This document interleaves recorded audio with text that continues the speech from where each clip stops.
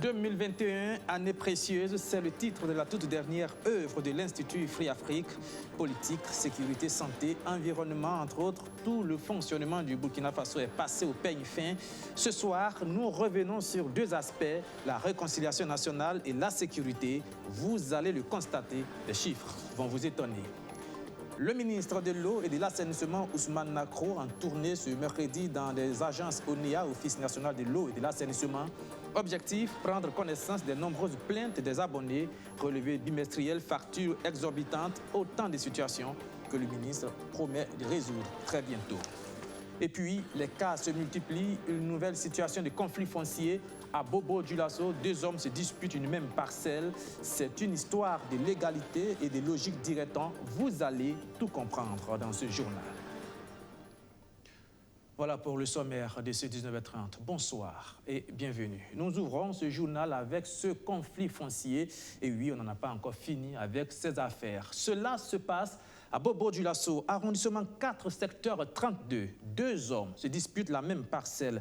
L'un prétend l'avoir acquis légalement en 2017, quand l'autre dit y être installé depuis 14 ans.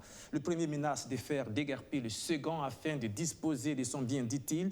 Ce dernier refuse de partir, soutenu dans sa posture par une association de défense du droit au logement. Une médiation aurait déjà échoué. Tout un imbroglio que tente de nous expliquer surtout Justin Dabiré. Le désaccord semble être consommé entre le vieux Khalifa Sanou, soutenu par des membres d'organisations de la société civile, et Seydou Ouedraogo, qui dit être le propriétaire d'une parcelle au secteur 32 qu'il veut mettre en valeur afin de ne pas se la voir retirée par la mairie, dit-il. Un terrain sur lequel le vieux Sanou habite depuis 2006, avant donc le lotissement de 2007. Ceux qui ont fait le recensement arrivaient chez nous. Ils ont refusé de nous recenser et les autres ont été recensés car ils leur ont remis de l'argent. Non attributaire, le vieux Sanou décide tout de même de rester sur sa parcelle. Plus d'une dizaine d'années après, c'est-à-dire en 2017, Seydou Ouedraogo lui fait savoir qu'il a acheté la parcelle sur laquelle il habite depuis 2006. Moi, je ne vois pas un problème. Sinon, le terrain qui est là, bon, moi j'ai payé le terrain, bon, je ne me rappelle plus du monsieur. Sinon, j'ai payé le terrain sur quelqu'un depuis 2017. C'est un Sawadgo, c'est un Ivoirien. Il est en Côte d'Ivoire. Lui aussi, il a payé la parcelle, c'est une dame. Le vieux était là. J'ai dit, comme c'est un vieux, que le vieux, il peut rester là. Il peut rester dans sa maison, il n'y a pas de problème. Donc après, on va voir comment on va gérer ça. Comme je ne suis pas pressé pour le moment. Un jour, il est venu et il m'a dit qu'il veut acheter mon terrain sans que je le quitte. Après ça, il m'appelle et dit qu'il avait l'intention de me mettre dans une maison en location, mais il ne pourra plus le faire, que je cherche un autre terrain qu'il va payer pour moi. Je lui ai dit OK. Un compromis qui va vite tomber à l'eau selon Khalifa Sanou. Seydou Ouedraogo abandonne sa volonté de lui trouver un logement dans le même secteur en compensation comme prévu. J'ai vu le problème de non-lotir. Chaque fois on paye, après il y a des problèmes. Moi je vois, affaire de non-lotir, ce n'est pas quelque chose. Après, ce serait le même problème. Donc je préfère, comme il y a les agents immobiliers qui sont vers Bahama Abdul Service, je vais voir les maires, on va discuter entre les autochtones qui sont là-bas. Même si je gagne un terrain, là, ça vaut mieux que encore d'aller payer des non-lotis encore. Je viens voir les vieux, OK, il faut amener la copie de ta pièce. Je vais essayer de voir, tenter de voir, peut-être j'aurai une parcelle pour toi. Une proposition que le vieux Sanou va catégoriquement refuser. Pour lui, la proposition de Seydou Ouedraogo est une forme d'arnaque, tout comme le pense la cellule de veille sur le droit au logement. Vous voyez que nous parlons de justice traditionnelle et de justice moderne pour faire notre réconciliation. Ça veut dire que quelque part dans la justice moderne, ça ne va pas. Voilà des cas de figure. Ça, c'est le pouvoir de l'argent. Et nous dénonçons ça. Et c'est pour cela que nous demandons aux autorités, nous l'avons toujours dit partout où nous les avons rencontrés, qu'il faut revoir les textes. Malade, le vieux Sanou dit ne pas savoir où partir avec sa famille s'il venait à être déguerpi de son habitation actuelle. Seydou Ouedraogo, qui dit détenir tous les documents lui attribuant la parcelle, déçu de poursuivre son chantier dans une atmosphère qui reste très délétère et tendue entre les deux parties. C'est l'un des think tanks qui produit régulièrement des études assez sérieuses sur le Burkina Faso. l'Institut Free Afrique sort son tout dernier rapport intitulé 2021, année précieuse, une étude rétrospective et prospective sur la situation politique, économique et sociale du Burkina. On revient ce soir sur deux angles, la réconciliation nationale, avec la question des injustices dans la fonction publique. On parle de milliers de carrières brisées, mais il y a aussi la sécurité. On y apprend par exemple que contrairement à l'opinion très répandue, les attaques terroristes ont connu une nette hausse en 2020 comparée à 2019. Le point de tout cela, surtout au Justin à mon tour. On le sait, avec l'Institut Free Afrique, on ne parle pas que d'économie pure et dure, mais d'économie avec tout son environnement. Politique, sécurité, santé, environnement, foncier, sociologie. Bref, le docteur Rassabla Seydou Ouedraogo et son équipe déballent tout dans une étude rétrospective et prospective 2020-2021. Un coup d'œil dans le rétroviseur. Une relative accalmie sur le front sécurité en 2020. Contrairement à cette idée tendance, l'Institut Free Afrique relève qu'il y a eu plus d'attaques terroristes en 2020 comparativement à 2019. Donc c'est quand on dit que les attaques ont baissé, c'est pas vrai. Les statistiques montrent le contraire.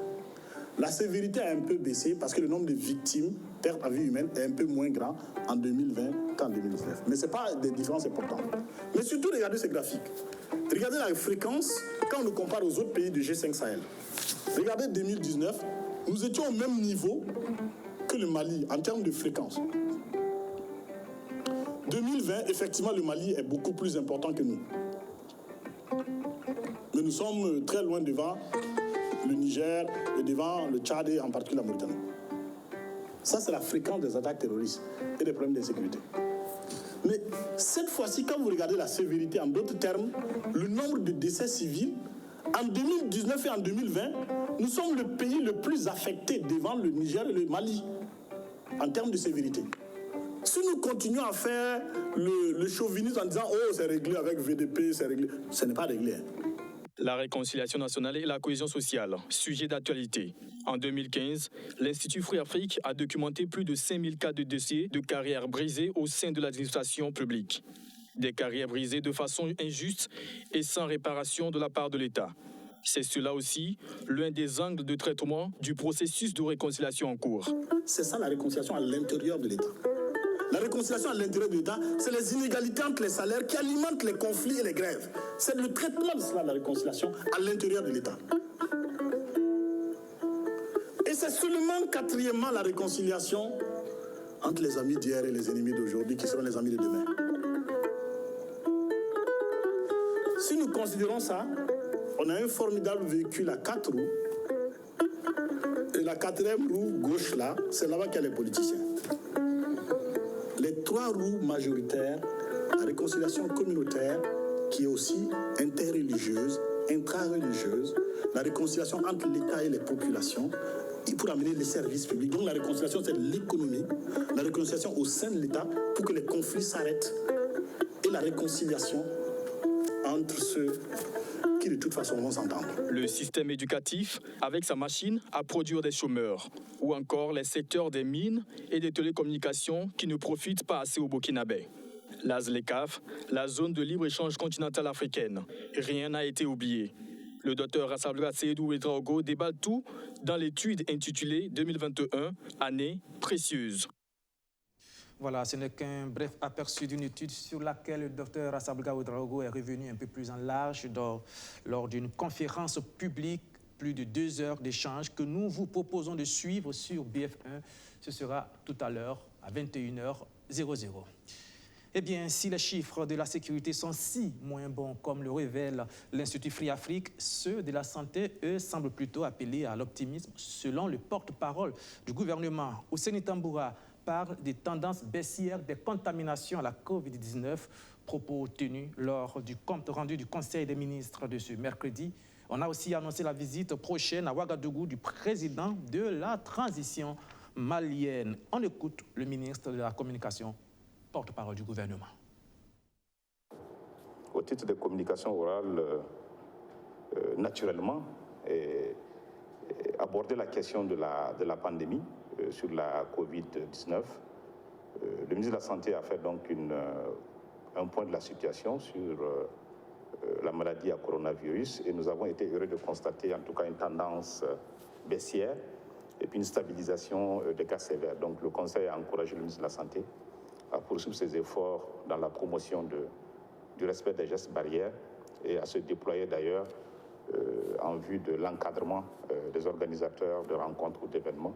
Et je pense que nous avons tous été heureux de constater que de plus en plus le ministère de la Santé est sur le terrain pour donc encadrer les populations dans la promotion des gestes barrières.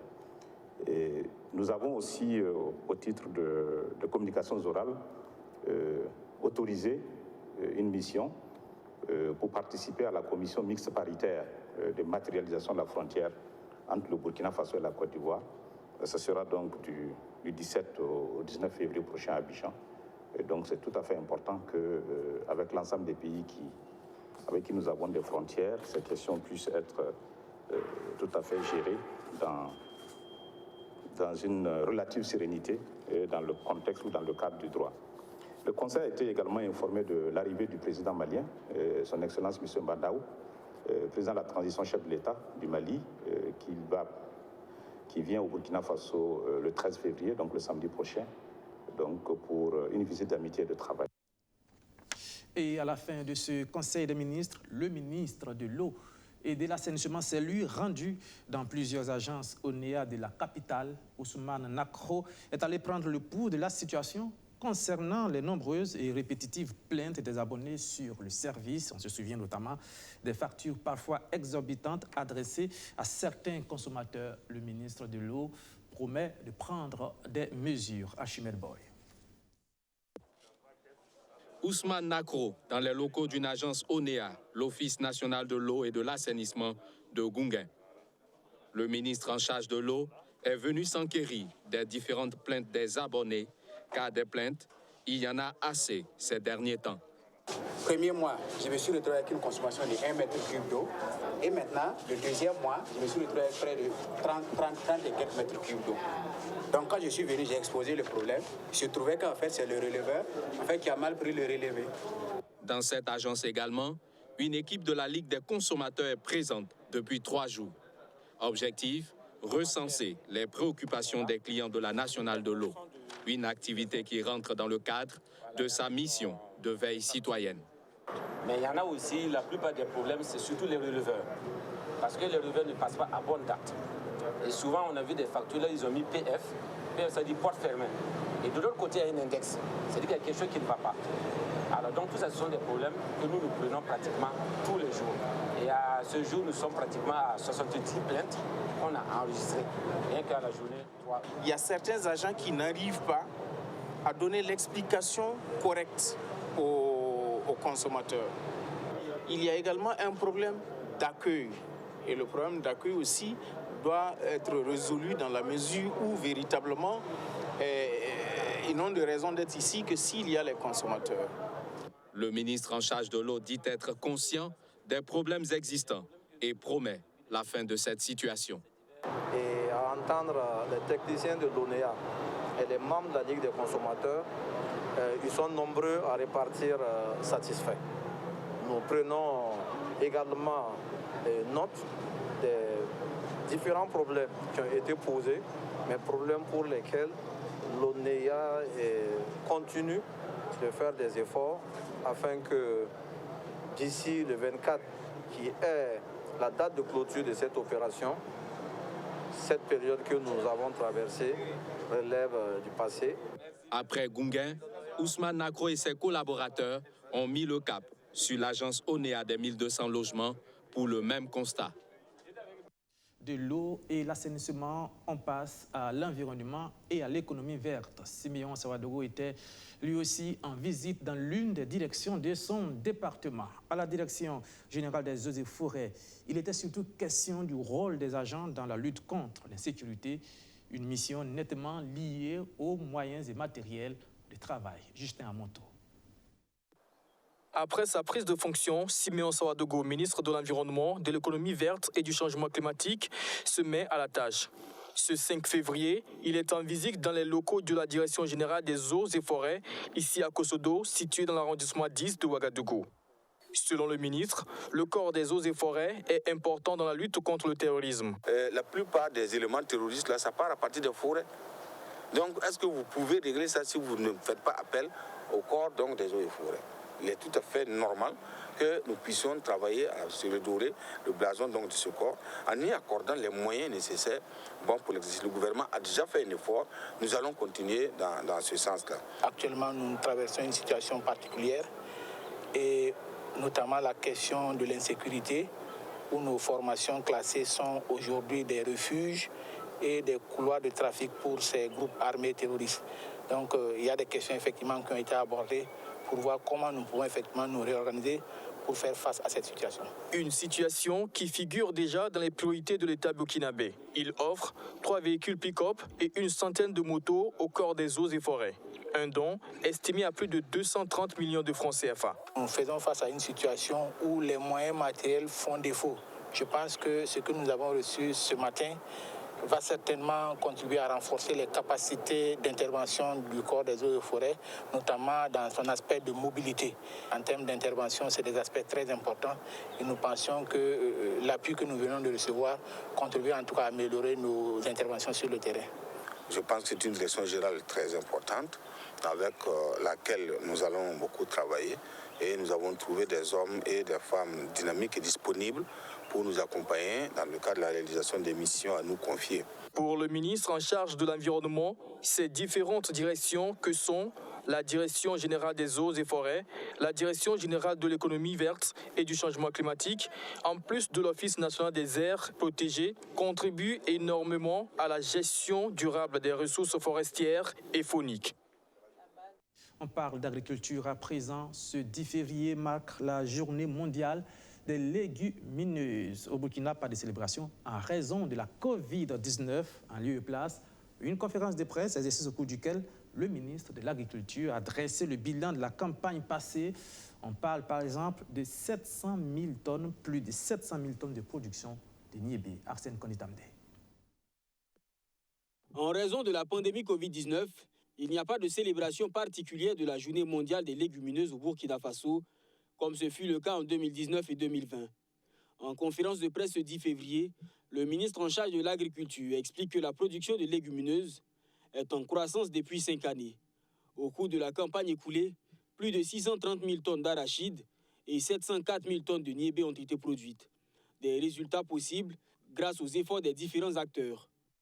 Notre pays a bénéficié de la FAO du projet pilote intitulé « Appui au développement des légumineuses dans les régions du Nord et du Centre-Nord ». Cette intervention a permis de dynamiser la chaîne de valeur des légumineuses dans les localités concernées, mais surtout d'élaborer un programme national de développement des légumineuses, composé de 4 composantes pour un budget d'environ 14 milliards 838 millions 850 000 francs CFA. Cette année, la 3e journée mondiale des légumineuses se tient sur le thème « Les légumineuses au service de systèmes alimentaires durables et d'une alimentation plus saine ». Un thème pour mettre en avant l'apport nutritif des légumineuses. Selon la FAO, les légumineuses contiennent environ 2 fois la quantité de protéines présentes dans les céréales, telles que le maïs, 22% pour les légumineuses contre 10% pour le maïs. Elles constituent pour la plupart des populations des pays en développement la principale source de protéines. Les légumineuses sont un excellent complément alimentaire pour les nourrissons et les jeunes enfants et les aident à atteindre leurs besoins énergétiques quotidiens. Profitant de cette occasion, le ministre de l'Agriculture, des Aménagements hydro-agricoles et de la mécanisation dresse le bilan de la campagne agricole précédente. Salifou Ouedraogo annonce également un plan d'aide aux personnes en situation d'insécurité alimentaire d'environ 130 milliards de francs CFA. Une enveloppe en hausse par rapport aux 83 milliards décaissés l'année dernière par l'exécutif burkinabé. On ouvre la page culture pour la dernière ligne droite de ce journal. Et ce constat de l'Observatoire national du tourisme, les statistiques sur le secteur ne sont pas suffisamment disséminées et surtout sont peu ou pas exploitées par les structures et personnes auxquelles elles sont destinées. Pour parer à cette insuffisance, l'idée, c'est de former les potentiels utilisateurs de ces chiffres. Abdulaziz Sarré nous en dit plus. Dans le domaine du tourisme burkinabé, les données statistiques occupent une place de choix. Elles permettent de mesurer de façon exhaustive l'impact de ce secteur sur l'économie nationale, mais aussi de faire des projections en vue d'attirer des investisseurs au niveau du pays. C'est au regard de son importance que l'Observatoire national du tourisme a accru et diversifié sa production de données statistiques au cours de ces dernières années. Mais malheureusement, ces données ne sont pas utilisées de façon optimale. Aujourd'hui, même on peut dire que c'est un problème général au niveau du Burkina Faso. Il y a la culture statistique qui n'est pas encore bien installée au niveau des différentes structures utilisatrices. Ça, c'est le premier problème. Encore, il y a le problème de diffusion. Je trouve que les données statistiques ne sont pas encore suffisamment diffusées et que les gens aussi ne savent pas où trouver ces statistiques-là. Voilà, je pense que ce sont ces différents problèmes-là qui font que les données ne sont pas encore utilisées de façon optimale.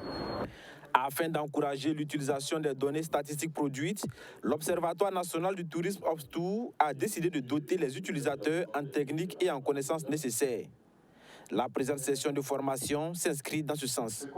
En organisant cet atelier, nous croyons fermement que cette formation contribuera à vous familiariser davantage de nos productions statistiques du tourisme. Il s'agit essentiellement du compendium des statistiques du tourisme, du tableau de bord des statistiques du tourisme, ainsi que du baromètre trimestriel du tourisme. C'est aussi l'occasion pour l'administration du tourisme de faire le point sur la disponibilité des données dans le domaine du tourisme, de présenter aux participants des thèmes ouverts, les caractéristiques des données disponibles et leurs limites. Cet atelier de formation des utilisateurs des statistiques sur le tourisme se tient dans le cadre du programme d'appui à la gestion publique et aux statistiques PAGPS, un programme financé par l'Union européenne. Voilà. Et si on riait un peu pour terminer, allez, on en a besoin dans cette actualité parfois très lourde. Il y a des personnes qui arrivent tout de même à nous arracher quelques sourires et parfois même des rires. L'humoriste Moussa Petit-Sergent en fait partie. Son dernier one-man show s'intitule « Voisins bizarres », un spectacle qui campe la vie et les vicissitudes d'un quartier populaire de Ouagadougou. Regardez cet avant-goût, Archimède Boy. Maintenant, je vais vous expliquer pourquoi j'ai quitté Kartala. Ceci n'est pas une séance de répétition. L'humoriste Moussa Petit-Sergent livre ici un avant-goût de Voisins bizarres, le titre de son 5e one-man show, prévu le 13 février prochain au Sénasa.